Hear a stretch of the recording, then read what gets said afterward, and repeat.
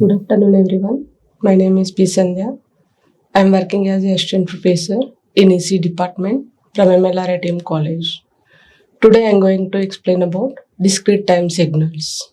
The contents of this lecture: course objectives, course outcomes, what is signal, examples of signals, classification of signals, representation of discrete time signals, and elementary discrete time signals, and classification of discrete time signals. So the course objectives of the subject, the students will try to learn about basic concepts related to the analysis and processing of digital signals. So fast computation of DFT and FFT processing. So designs of FIR digital filters and designs of FIR digital filters and structures of digital filters. So the course outcomes of the subject: after successful completion of the course, students should be able to explain the fundamental concept of digital signal processing for understanding system characteristics, evaluate various discrete Fourier transformation, and design IIR digital filters for evaluating their performance for discrete time signal processing systems. So apply different design techniques for FIR digital filter for achieving specification frequency domain requirements. So analyze the realization of digital filters in relation to the multi-rate digital signal processing systems. Next, what is signal? Signal is a carrier which carries the information from one place to another place, or from source to destination, or from transmitter to receiver. A signal is also defined as any physical quantity that varies with time or any other independent variables. A signal can be a function of one or more independent variables. So this one is continuous time signal. We are taking time on x-axis and amplitude on y-axis. So this one is low frequency signals. Low frequency signals are expanded signals. Low frequency signals also called as audio frequency signals, message signals, modulating signals.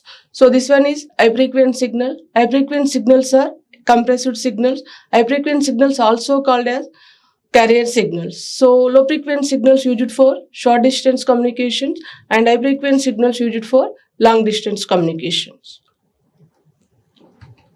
So examples of signals: audio signal. So audio signal may be in the form of voice or music. Next, video signal, images, ECG signal, and EEG signal.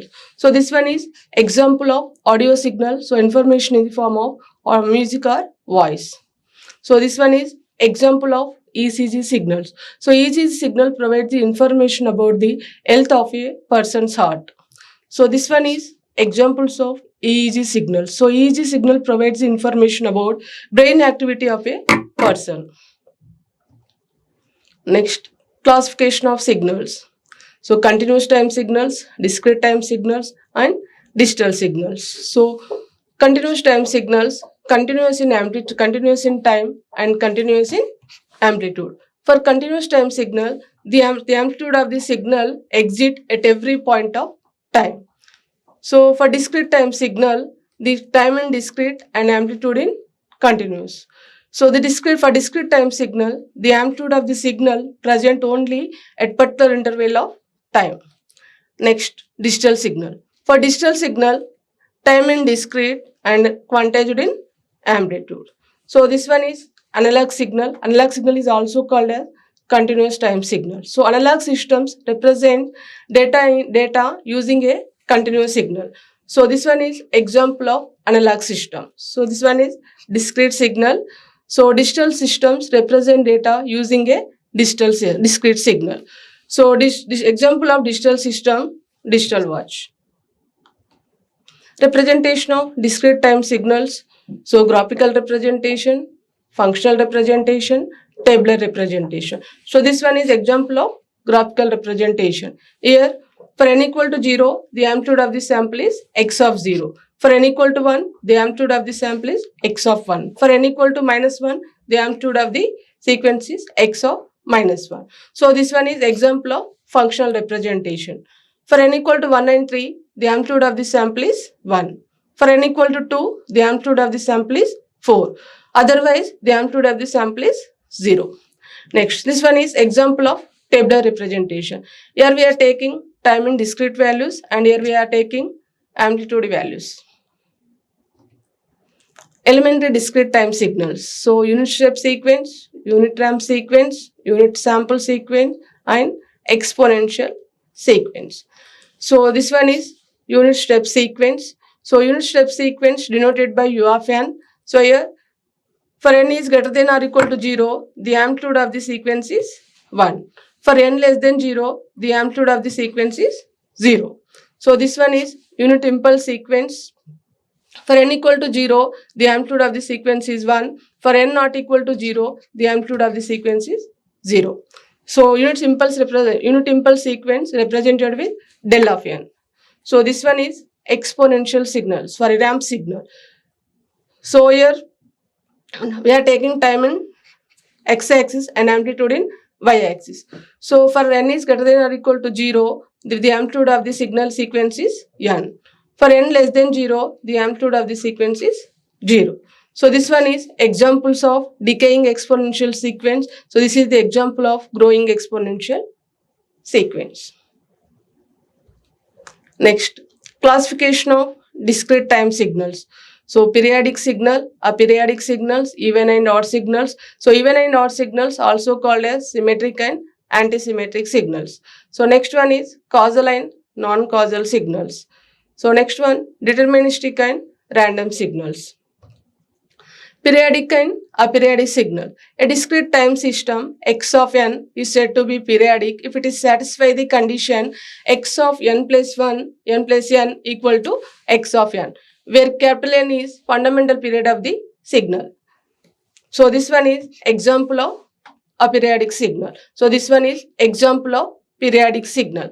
So if x of n plus 1 is not equal to x of n, then the signal is called an aperiodic signal. So this one is example of aperiodic signal. So this one is example of periodic signal. Even and odd signals. So even and odd signals also called as symmetric and antisymmetric signals. A discrete time signal is said to be even signal if it is satisfy the condition x of n equal to x of minus n for all values of n. So a discrete time signal is said to be odd signal if it is satisfy the condition x of minus n equal to minus x of n for all n values. So this one is x of n and this one is x of minus n. So x of n equal to x of minus n. So this one is x of minus n and this one is x of minus x of n. So this one is example of odd function. This one is example of even function. Next, causal and non-causal signals.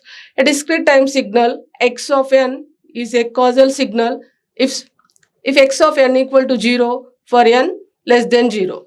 So this one is the example of causal signal. So causal signals are right-sided signal. So x of n equal to 0 for n less than 0. So this one is example of anti-causal signal. X of n equal to 0 for n greater than 0. So this one is non-causal signal. So non-causal signal exit both positive and negative time. So causal signal exit only positive time, anti-causal signal exit only negative time, and non-causal signal exit both as well as both positive time and as well as negative time. So next, deterministic and random signals. So the signals that can be completely specified by mathematical expressions are called deterministic signals. So examples of deterministic signals: unit step, unit ramp, unit impulse, and sinusoidal signals. So we can represent this signal by using mathematical equations. So a signal whose characteristics random in nature are called noise signal or random signal. So examples of random signals are noise signal. So we cannot represent noise signal with mathematical expressions. Thank you.